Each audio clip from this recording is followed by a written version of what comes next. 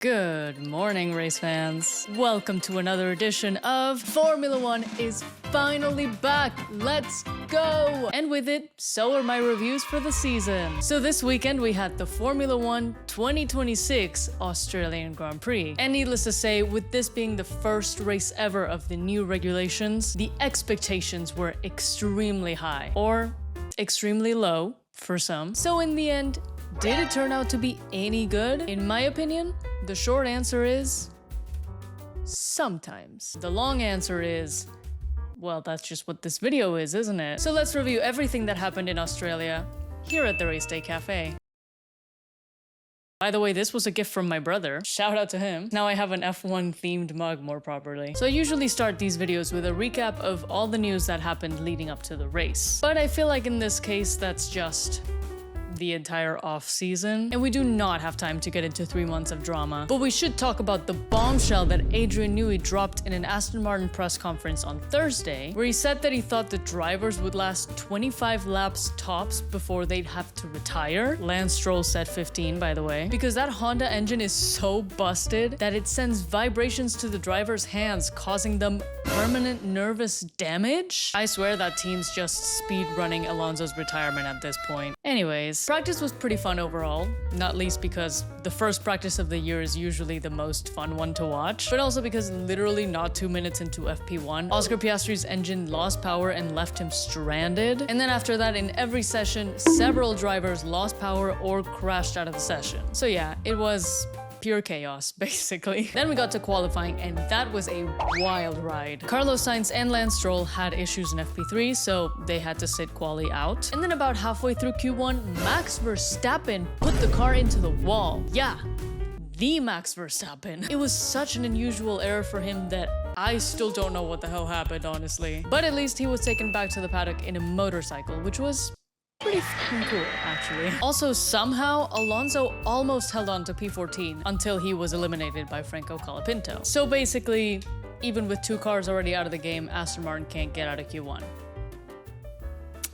Fantastic. In Q3, the session was red flagged because somehow 2 of Kimi Antonelli's mechanics forgot to do the same job at the same time. And the session ended with George Russell blazing to pole position, 3/10 ahead of his teammate. And the worst part is that they looked so nonchalant about it. Like, we all know you have the best car, but can you at least fake it a little bit? And now we get to the race. After much deliberation, the FIA ended up changing the race start procedure. So now we got a 5-second pre-start delay so that the cars could rev up their engines, and then the lights started. But actually, before all that, home hero Oscar Piastri crashed out of the race before it even started. Literally on his way to the grid, he went over a curb and crashed the car. Damn, dude, between this and last year, my man truly can't catch a break around here. Mostly I just feel bad for all the local fans, because so many of them were wearing Piastri merch. Also for all the Australian fans who are abroad, because I'm sure you would have much preferred to watch the Australian broadcast. And that's exactly why you should check out the very first sponsor on this channel, NordVPN. I'm somebody who travels a lot, especially between the US and Spain,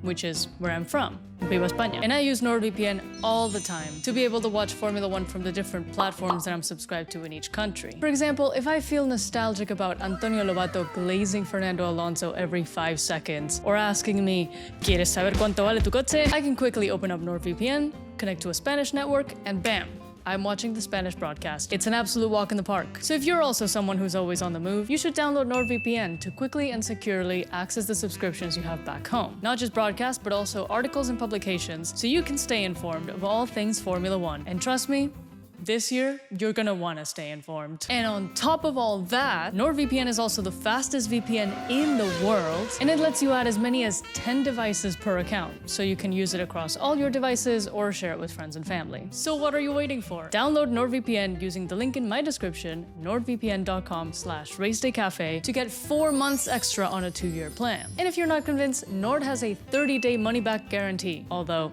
I really think you won't be needing that. Thanks again to NordVPN for sponsoring this video, and now back to Australia, mate. It's lights out and away we go. Oh, I'm sorry. Did that catch you off guard? Well, imagine how it was for the drivers, because Jesus Christ, that was the fastest lights out I've ever seen in my life. It didn't matter to Ferrari though, because they just turned on their rocket ships, and Charles Leclerc took the lead of the race from 4th on the grid. That was easily the sexiest race start I've seen in a long time. And then for the next few laps, we were treated to a really fun battle between Charles and George for the lead. To me, it did feel a little artificial though, because it was like, so I pass you on the straight, and then on the next one, you pass me, and then I pass you again, and then you pass me again, and then we just keep doing this, and oh, look, it's a dance.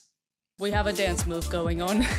But admittedly, it was more fun than last year, where it was just McLaren car has a great start and leads the rest of the race unchallenged. Beyond all that, on lap 8, Franco Colapinto got a stop and go penalty. Oh, sorry, a Colapinto and go penalty. Oh wow, I didn't know that these new regs also came with new penalties. Hey, remember how Max Verstappen started in P20 because he crashed back in quali? Well, by lap 11, he's already in P10 because, well, because it's Max. But also on lap 11, his teammate Isaac Hadjar has an engine failure and he's out of the race. So there's a VSC. And all the top teams instantly go into the pits, except of course, Ferrari, because they are professionals at dodging good strategies. A few laps later, Fernando Alonso went into the pits because of an engine issue. What did Lance Stroll say? 15 laps? Yeah. And then on lap 18, Valtteri Bottas's car also came to a stop, so there was another VSC, meaning another chance for Ferrari to pit. But of course they didn't, because why would they? Thank you for staying true to yourself, Ferrari.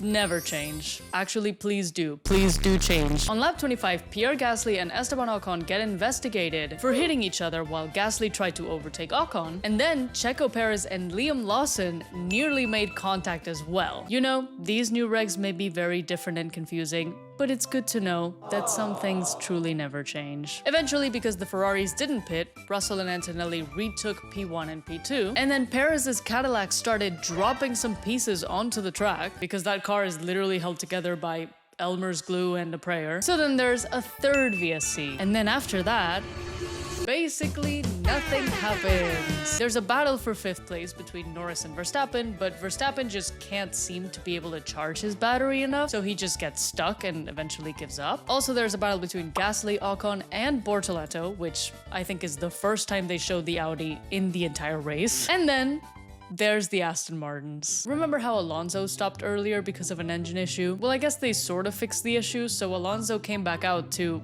basically do practice laps for the rest of the race, until he eventually did retire the car because of another issue. Lance Stroll did the same thing, and he did cross the finish line, but he technically DNF'd because he did not complete 90% of the laps, because he was that far behind everyone else. Basically, the whole rest of the race, Alonso and Stroll were a little bit like, hello? Honda, we're having issues with our engine. We need you to— Konnichiwa, you've reached Honda. Unfortunately, all our operators are busy at this time, so please hold while we transfer your call.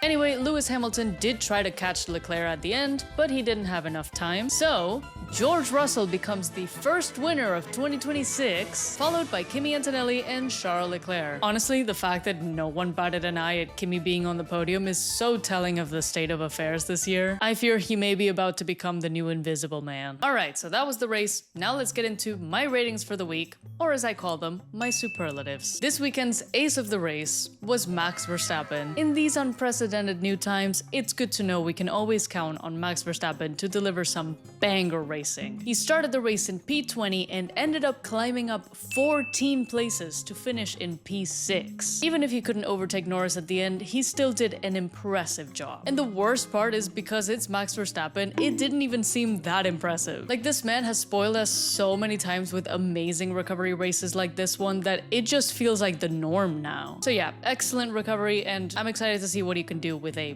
proper quali session. My honorable mention for ace of the race is Arvid Lindblad. I was hoping my man would cook, but I didn't think he was going to cook such a gourmet delicacy. This season's only rookie started in P9 just behind his teammate Liam Lawson, but he had a ridiculously good start and put his car in 3rd place. Ultimately, he couldn't defend from the faster team, so he finished P8, but it's still hella impressive because not only did he score points on his F1 debut, which is well, hard, he also became the third youngest point scorer in F1 history. Absolute kudos to Lindblad, and I really hope he continues on this form. Also, not to say I told you, but I told you. This weekend's disgrace of the race could only be Aston Martin, and they will probably continue to be for the foreseeable future. I feel like I've already talked so much about the Aston situation, but I've just never seen anything as embarrassing as what this team are doing. Not even McLaren Honda was this bad.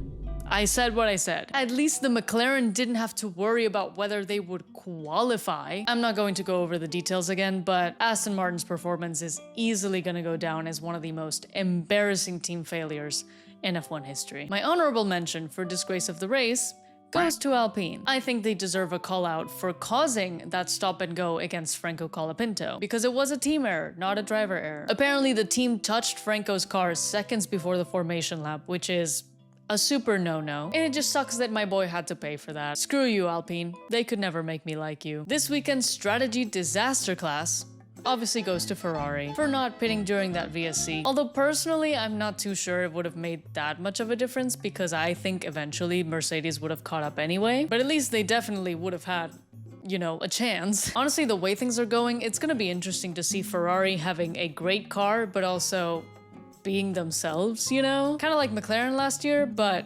probably 10 times funnier. This weekend's underdog shout-out goes to Gabriel Bortoleto for scoring points for Audi on debut, especially when it was just him holding down the Audi 4 because Nico Hülkenberg did not get to start the race. Not much else to say here, just congrats to my boy, and I really hope the Audi is consistently good this year because Gabby deserves to be on top. My favorite team radio was whatever the hell George Russell said when he won the race. It's not so much about what he said, but how he said it. To me, it was either a Kimi Antonelli impression, a Borat impression, or a Donald Trump impression.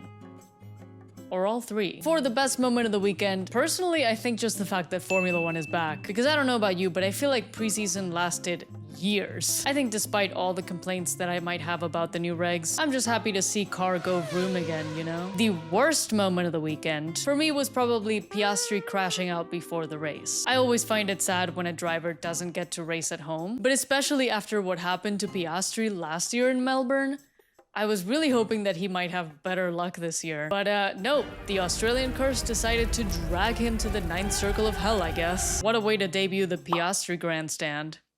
Yikes. Overall, I'm gonna rate this race a 2 out of 5 stars. I don't want to be that person, but personally, I didn't super love what I saw. The battle between Charles and George just felt a little too forced for me, and there was basically no action in the second half of the race. And I don't know, with all the engine failures and everything that's happening, I just still feel really concerned about these new regs in general. Like, the very concept of super clipping right now makes me want to turn this into an IndyCar channel. But I promise I'm gonna try to be positive and give it the benefit of the doubt, and I guess we'll see once we get to compare this with some other races. One thing I did enjoy was the element of predictability, because we don't know these new regs yet, so in that regard it was more fun than the very predictable 2025 races. Also, Albert Park was one of the worst tracks for energy recharging, so hopefully that means that future races will be better in that regard. Lastly, let's take a look at my beautiful 2026 prediction bingo, and it looks like we got shocking Q1 exit and Lawson and Perez beef continues. Well, that was easy. I want to discuss the Australia curse one with you all because I know I said that there's another Australia curse that could count, and that one did not get broken, but what do you guys think? Do I get away with cheating? And then as you can see, I did change engine failure to 4+ engine failures in one race because I think seeing the state of things, one engine failure was a little too generous. We can also talk about Lindblad historic race, by the way. So please tell me in the comments what you think of the prediction bingo and also of the Australian Grand Prix in general. Did you enjoy it? Did you find it hard to watch? Are you concerned about the new regs? Are you feeling pretty good about them now? Thanks again to NordVPN for sponsoring today's video, and I will see you all again next weekend in Shanghai. Stay fueled, and hey, keep pushing. You never know.